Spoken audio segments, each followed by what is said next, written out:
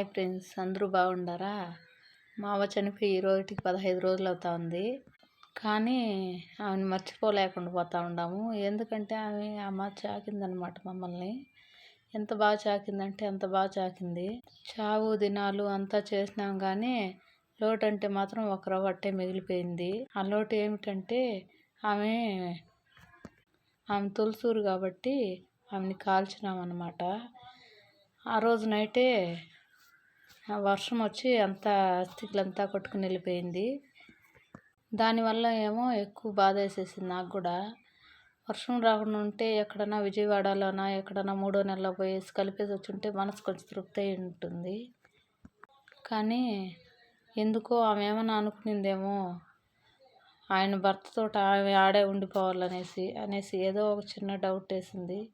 అది నిజమో అబద్ధమో నాకైతే తెలియదు, కానీ నా మనసుకు మాత్రం అనిపించింది.